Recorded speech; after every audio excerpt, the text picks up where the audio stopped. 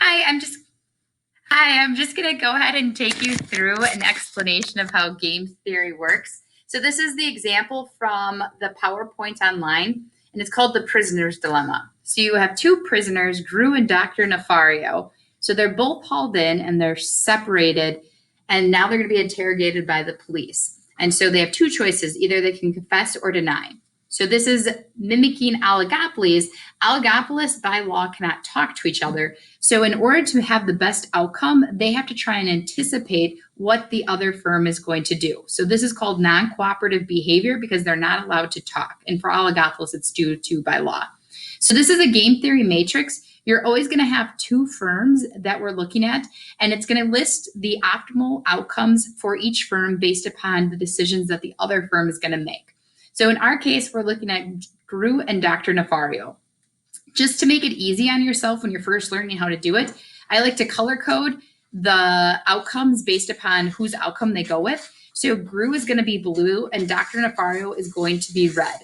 I always solve starting with whoever is on the left-hand side, and then after that I move to the one on top. By keeping that system of like, okay, if I'm solving game theory, I'm always starting on one side, it'll help to probably minimize confusions later down the road when you get other problems. All right, so let's take a peek at what we're going to do. So Gru is our first prisoner who's going to be interrogated. And he is going to try and think about, all right, what should I do based upon what Dr. Nefario is potentially going to do?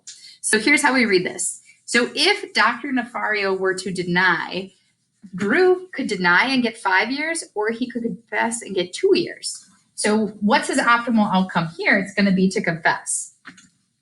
All right, if Dr. Nefario confesses, Gru could deny and get 20 years, or he could confess and get 15. In this situation, his optimal outcome, again, is going to be to confess. So in both situations, whether Dr. Nefario denies or confesses, Gru's optimal outcome is to confess. And if that is his outcome that's optimal both ways, then that's considered to be his dominant strategy. So confessing is his dominant strategy.